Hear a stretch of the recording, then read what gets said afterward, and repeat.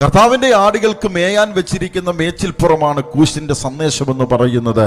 യുഗങ്ങളുടെ പാറയായ ക്രിസ്തു അടികൊണ്ട സ്ഥലമാണ് ക്രൂശിന്റെ സന്ദേശമെന്ന് പറയുന്നത്. ദൈവം മനുഷ്യനെ വീക്ഷിക്കുവാൻ വെച്ചിരിക്കുന്ന വീക്ഷാഗോപുരമാണ് ക്രൂശിന്റെ സന്ദേശമെന്ന് പറയുന്നത്.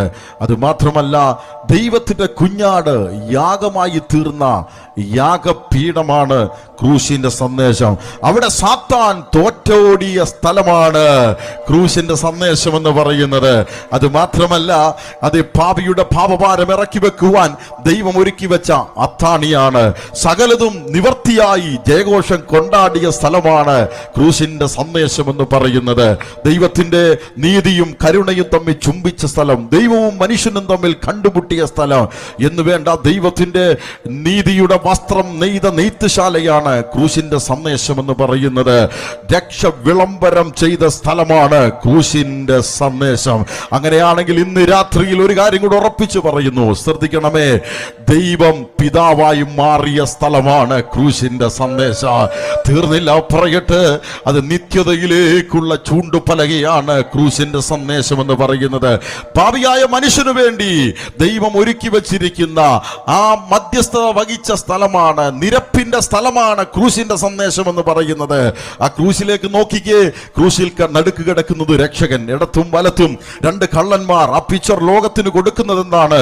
ഒരുവൻ പശ്ചാത്തപിക്കുന്നു, മറ്റൊരുവൻ അതെ പശ്ചാത്തപിക്കുന്നില്ല. പശ്ചാത്തപിക്കുന്ന ഒരുവനും പശ്ചാത്തപിക്കാത്ത ഒരുവനും നടുക്ക് കിടക്കുന്നത് രക്ഷകനും. ഒരുവൻ നഷ്ടപ്പെട്ട പാപി, മറ്റൊരുവൻ വീണ്ടെടുക്കപ്പെട്ട പാപി. ഇന്നും ആ സന്ദേശം ലോകത്തോട് വിളിച്ചു പറയുകയാണ്. ഒരുവൻ പാപത്തിൽ മരിക്കുന്നു, മറ്റവൻ പാപം നിമിത്തം മരിക്കുന്നു. പാപം നിമിത്തം നമ്മൾ എല്ലാവരും മരിച്ചേ പറ്റത്തുള്ളൂ. പക്ഷെങ്കിൽ ഈ കൺവെൻഷൻ കൊണ്ട് ഞങ്ങൾ ആഗ്രഹിക്കുന്നത് ആരും പാപത്തിൽ മരിക്കരുത്. പാപികളുടെ രക്ഷകൻ പാപത്തിനു വേണ്ടി യാഗമായെങ്കിൽ പറയട്ടെ, പശ്ചാത്തപിക്കുന്നവൻ അതേ പാപത്തിൽ മരിക്കത്തില്ല. പാപം നിമിത്തം മരിക്കുമ്പോൾ പശ്ചാത്തപിക്കാത്ത മനുഷ്യ, നീ പാപത്തിൽ മരിക്കുന്നത് ഞങ്ങൾക്ക് ദുഃഖമുള്ളത് കൊണ്ടാണ് ഞങ്ങൾ ഇങ്ങനെ ഒരു കൺവെൻഷൻ ഇവിടെ വെച്ചിരിക്കുന്നത്. അതുകൊണ്ട് എൻ്റെ ഒറ്റ വാക്കിൽ ഞാൻ പറയട്ടെ, ഇത് ദൈവനിശ്വാസ്യമായ ദൈവത്തിന്റെ വചനമാണ്. അത് മാത്രമല്ല, ഏറ്റവും അധികം കാലദൈർഘ്യത്തിൽ എഴുതപ്പെട്ടതാണെങ്കിലും, ഏറ്റവും പഴക്കം ചെന്നൊക്കെ പറയുമെങ്കിലും, ഇന്നും പുതുക്കവും പുതുജീവനും അതേ ജീവന്റെ അതേ തുടിപ്പും നൽകുന്ന തിരുവെഴുത്താണ്. പ്രവചനത്തിൽ കൃത്യതയുള്ള, ശാസ്ത്രത്തിൽ കൃത്യതയുള്ള, അതുമാത്രമല്ല ഭൂമിശാസ്ത്രപരമായി വ്യക്തതയുള്ള, ഭൂഗർഭശാസ്ത്രജ്ഞന്മാർ സത്യമെന്ന് കണ്ടെത്തിയ, മനുഷ്യനെ രൂപാന്തരപ്പെടുത്തുന്ന, മനുഷ്യനെ സ്വർഗത്തിൽ കൊണ്ടെത്തിക്കുന്ന, മനുഷ്യനോട് അതേ സംസാരിക്കുവാൻ ദൈവം വെച്ചിരിക്കുന്ന തിരുവെഴുത്താണ്. അത് ഞങ്ങൾക്ക് പറയാതിരിക്കുവാൻ കഴിയത്തില്ല.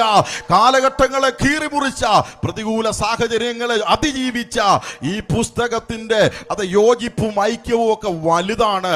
അതുകൊണ്ട് സമുന്നത സന്മാർഗിക അത് ഉൾക്കൊള്ളുന്ന ഒരു പ്രമാണമായത് മാത്രമല്ല, ഏകരക്ഷകനെ, ഏക സത്യത്തെ വെളിപ്പെടുത്തുന്ന ഈ പുസ്തകം ഇന്ന് രാത്രിയിൽ വിളിച്ചു പറയട്ടെ, ലോകത്തിന്റെ ഭാവിക്ക് എന്ത് സംഭവിക്കും? കർത്താവിന്റെ മടങ്ങിവരവ് അടുത്തിരിക്കുന്നു.